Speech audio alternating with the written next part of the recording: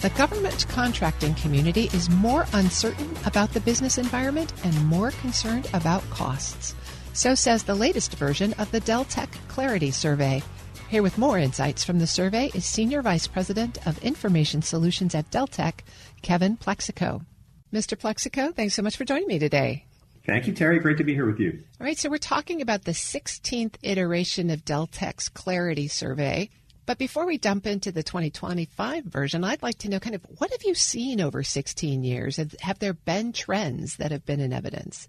I would say one of the most notable trends for the industry is just the remarkable optimism and sort of general belief that the stability of the government contracting space is pretty steady. You know, we have our ups and downs in the government contracting space, but when you compare that to other industries like the hospitality industry and travel and construction, the government contracting sector has been remarkably stable. So I would say throughout all of our studies, one of the themes that we see is just, optimistic about the year ahead, expectations of improving growth, et cetera. So that's probably the most noteworthy finding, I'd say, that's just persistent from year after year. You don't think they're just telling you what you want to hear? Or maybe what their investors are expecting of them is maybe another way. It's pretty rare that you see a company that's expecting to contract or shrink in a coming period of time. But we have had those periods in our economy where that might be the case for some industries. But I think this one's been pretty stable and steady. Well, you just released the 2025 report. So when was the response period for the data that you collected for this round? Yeah, so we collected the surveys in the January timeframe. So I would say it was after people knew that there was a new administration coming in that was going to be very different than the prior administration, but before we saw the wave of change that the Trump administration has implemented with RIFs. So all respondents really had to go on at the time was there's a new administration, and the new administration has the campaign footing that the Trump administration was bringing in. So, we definitely saw some indications of cautionary measures showing up in the results with the change in administration. Also, I think just a general recognition that the government fiscal environment is pretty challenging and expectations of some belt tightening in certain areas. So I think that was sort of the backdrop of the timing, but probably we would get some different responses now than we got then for sure. Did you get a good response rate? A lot of good participation? Great response rate. We had roundabouts 900 respondents from a lot of different industries within the government sector. IT, consulting obviously is one that's been one the administration has taken aim at. We do have architecture, engineering, construction firms and professional services firms well represented as well. So really kind of across the spectrum of all of the industries that might be engaged with government contracting. Yeah, I would describe it as any company that's selling what I would describe as complex services to the government contracting sector. So were there any responses or any trends this year that surprised you? The one that surprised me the most is we asked companies how they were adjusting their strategy for the coming year, and 23% said they had no plans to change their strategy. I found that sort of jaw-dropping, given an administration change in the environment and the policy changes, even not knowing exactly what the administration was going to do. That now is an inflection point where almost every company should be reevaluating their strategy and how does their strategy align to the new administration. So I would say for me, that was one of the biggest surprises is that some companies were thinking that they could sort of stay the course with their existing business offerings and solutions. That might be one of the questions that they'd give you a different answer to if they took the survey today. Very much so. I would hope so for sure. Well, I found the findings around small business is really interesting. You talk about the unusual pressures and challenges that small businesses are facing, at least given their responses to the survey. Tell us a little bit more about those.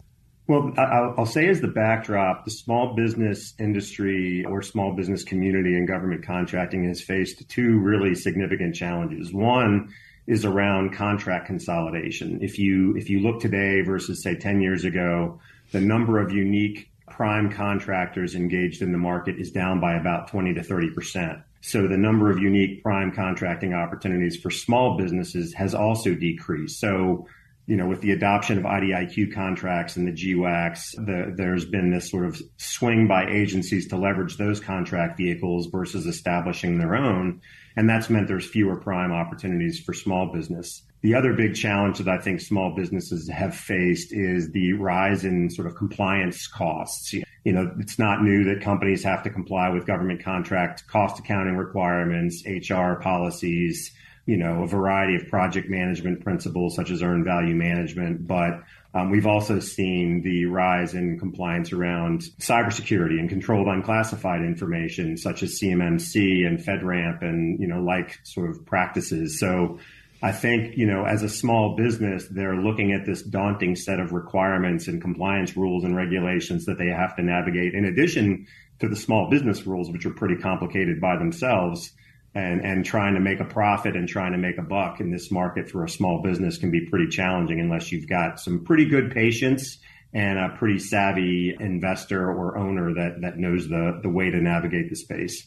I'm speaking with Kevin Plexico, Senior Vice President of Information Solutions at Deltek. Well, you mentioned this CMMC compliance. You mentioned a number of other aspects, including the current guidance to migrate back to more government-wide contract vehicles. Seems like a really tough environment for small businesses. What lessons should they be learning here about how to be competitive, or if there's even going to be a competitive space for small business?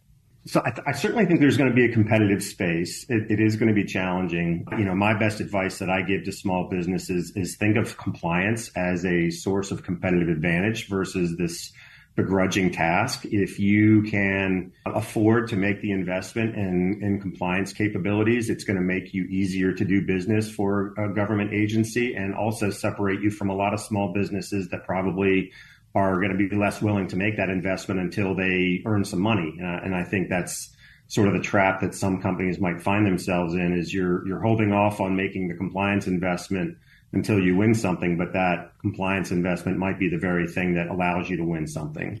So that would be one piece of advice. The other, obviously, is there's lots of opportunities to take advantage of small business programs. I know there's been a big shift away from the small disadvantaged business program, but I think there's still going to be a focus by the administration on small business. Just as an example, if we look back at the prior administration, Trump 1.0, we'll call it, they increased spending on small business contracting throughout their term, and the Biden administration did the same. So I don't see sort of a reversal of focus on small business.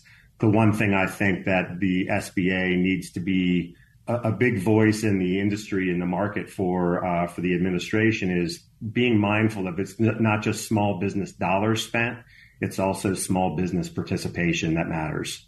That's great advice. And there's a feature of this survey that is the scorecard with averages and high-performing scores against a long list of performance metrics. That's a place where every business who's interested in doing work with the government on contract could look to see kind of how they compare and what the features of successful firms have been, right?